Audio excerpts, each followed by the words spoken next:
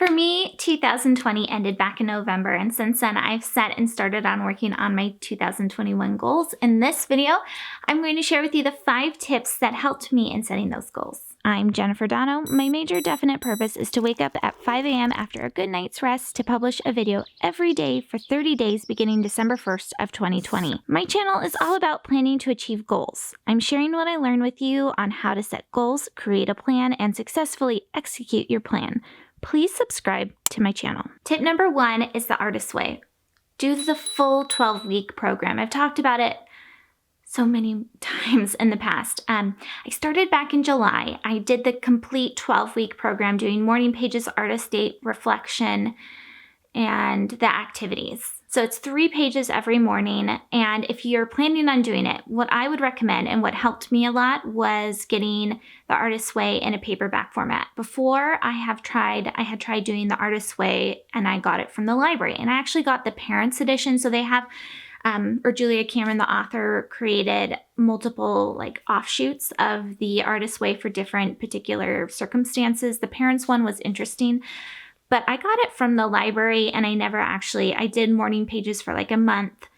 But the point of the morning pages too, if you're going to do the Artist's Way, you have to do it along with the activities that she provides, because the morning pages just enlightens you, and it's just such a fun experience, especially if you're someone that felt or has felt in the past lost or not sure of what it is that you want to do or where you want to focus, where you want to dedicate yourself to. And that's what it gave me, was that focus and that perspective. And it taught me who I am, which is why it's the number 1 thing that I suggest anyone does before setting their goals and they're not sure of what they want in life, or even maybe you want to switch it up. I would recommend that. And I would recommend committing to the full 12 weeks, not just the cute morning pages part where you can feel like you're doing something. Do the full Artist's Way. The hardest thing for me was the artist dates by far.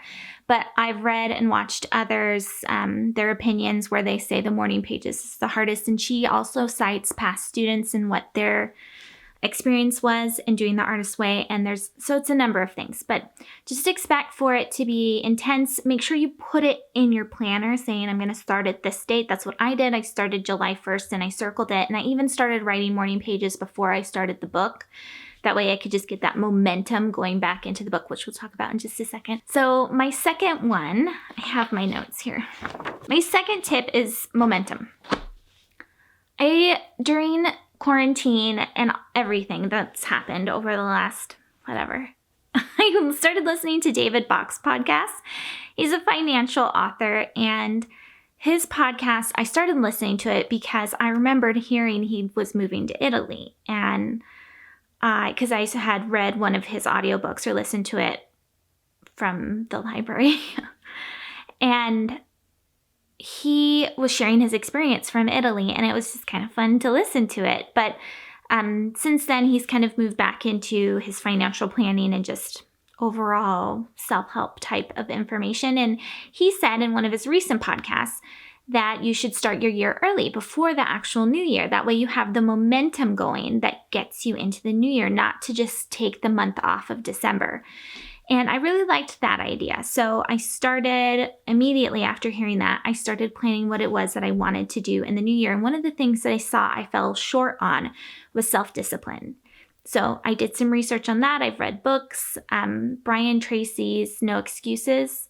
I think that's what it's called. That was a good one. I started doing the research and I started figuring out what it was that I wanted in the new year. And I have this new system that I'm going to share with you in another video of what I'm doing for my goals in 2021. And that's going to be really fun. But the point of this is to start planning immediately and then push yourself into the new year using that momentum, because that has been the key for me this year. And whenever, in December, I'm doing waking up at 5 a.m. every day. I'm posting a video every day, because I've seen once I get past that point of doing it every day or getting off of a challenge, whatever it is that I've set for myself, whether it's going without sugar for 7 days, etc., if I have that end date or even miss a date and I keep going, somehow that pendulum swing just stops it right there. So I think having the momentum is really key to making sure that you keep going. Momentum. My third point is to make your goals relevant and timely, or if you're going to use more of a SMART, the acronym SMART goals, that's something that I would consider applying to specifically in the next year, all of my goals. Because we don't know what's going to happen in 2021. Hopefully everything will continue. I mean, hopefully things will improve. But here in Washington State and a lot of the United States and a lot of the world, really, I think it would be safe to say the next couple months will be similar to what we saw last spring in terms of what we're able to do and limitations on activities.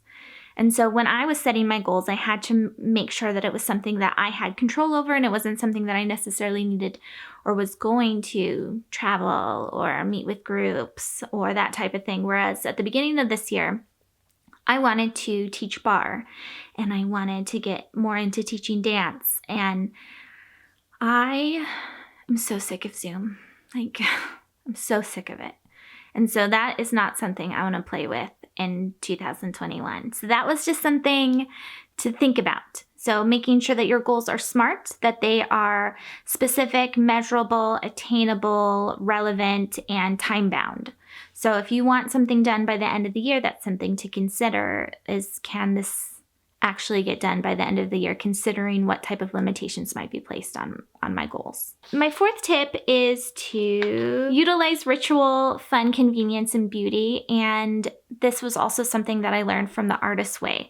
So in terms of ritual, that's more of like habits. So expecting to form habits, to break down past habits, or to improve habits. That is something that is a tip that has helped me in setting my goals. Like I talked about, I made sure that I read that Brian Tracy book and I'm doing my work on how to create better habits. So reading the 5 a.m. club, that type of thing. So utilizing rituals, knowing that, what's the famous quote? The what we do repeatedly, or we are what we do repeatedly. Therefore, excellence is a habit or an action. I'm butchering it. You'll have to tell me in the comments what it was.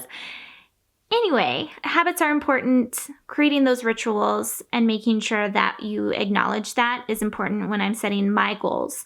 And then in terms of fun, that was something within the Artist's Way that I am a minimal aesthetic type person. I don't like crafts and I don't like tons of stickers around. I mean, I do like them, but I just don't like having them. I don't have anywhere to put them and that drives me crazy. But with the Artist's Way, it did improve a little bit that I got like my highlighter markers and like I have my planner and it's still like a really minimalist planner. So you can have fun within that. And then it also encouraged you to do like things that you hadn't done before. Like I started doodling in my planners and I made a bookmark.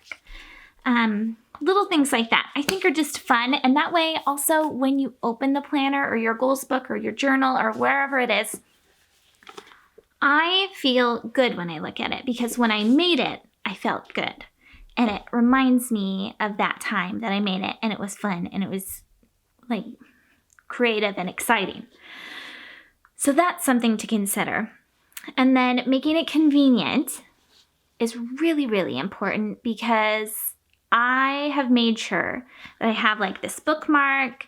I have my goals in Trello. They're very accessible and easy for me to see. They're not hidden away anywhere. So it's a constant reminder that this is what I'm aspiring to and that's what I'm working towards. Otherwise, in the past, I've gotten lost and been like, oh yeah, I forgot I was going to do that.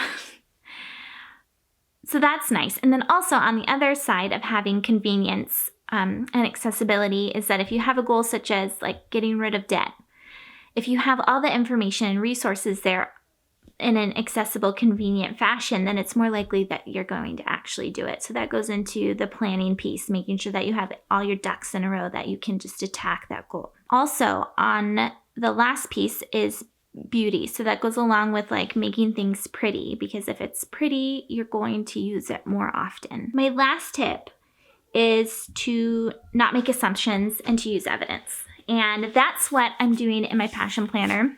And I invite you to do it with me. The Passion Planner download is free. I'm going to include it in the description so you can use the link there. It is a end of year review. And I really like their monthly reviews. They ask good, relevant questions that help you in designing what it is that you want to do next. The whole system is very relevant. In one of my previous videos, I got frustrated with the Passion Planner because I think for the same reason that most people I've watched why they mark up their planner and make it their own is because there's something, I don't know. I have to think about it more before I talk about it. The nice thing about the planner and the system is that it's worked into it where it's tracking you. At the end of each week, you write down what went well, what good things happened. And then you have a focus, you have your to-do list there and things are crossed off or they're not crossed off. And you have notes too. So everything is noted in there so that you can use that information in your monthly reviews and then at your end of year review and actually have an evidence base. This is what happened to me this year. So if you don't have a Passion Planner, what I would do is also use and I'm going to do this personally too, when I fill out this, is use your bank history, use your Google Calendar, use your email, use your morning pages or your journal. And that way you're not coming at it, because this is something that I've been battling with my kids. This idea that 2020 is bad and that we just need the year to end. And I keep telling them, let's think about all the things that really happened this year that are good. I mean, this year is sad and a lot has happened as far as a global this year, kind of a big picture. But personally, a lot of good things has happened. And maybe there has been some upsets like school not being in session or not being able to see your friends. I don't know, I could keep going on, but but keeping things in perspective and having the evidence, the trail there that says, hey, you did well with this, or you were actually able to do 20,000 steps a day despite not being able to go and walk on trails. So I really love that. So using actual data rather than, what do you call that, conjecture? Is that how it is? I'm probably saying that wrong, but like hearsay, hearing it from the news, hearing it from your friend's experience, and then placing that on you, or being upset about one thing didn't go well and not realizing that you did well in all these other areas because you just focus on that one thing that didn't go well. I think that's important. One of the things that I do encourage you along that line is having that evidence-based piece that I looked at when I created my goals, was to make sure that each goal, even if you don't do like a true SMART goal with that acronym, that at least it some way is measurable. Whether it's the bigger goal or the mini goals underneath it or whatever, because then you can say definitively, I finished this. I actually did this. I accomplished this goal, because that's one of the things that when I looked at past goals or on my monthly reviews, I'd be like, I don't know if I can say I finished it or I did it because I worked on it. So making sure that it's very clear if you finished it or not. And if you didn't, why? And you can look back and say, oh, that's why, or that's where it broke down. And for that reason, a Passion Planner, I'd say any planner, but specifically Passion Planner, because I've looked at other planners and they're more appointment books. And this is a system for achieving goals. And I like that. So that's where I see it is most useful.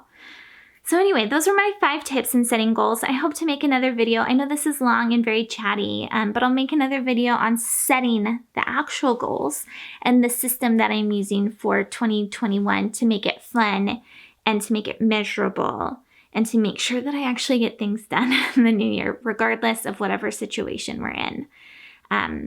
So anyway, thank you so much for watching. Make sure that you subscribe. And if this video is at all helpful, please let me know in the comments or in the likes and tell me what you're up to. All right, bye-bye.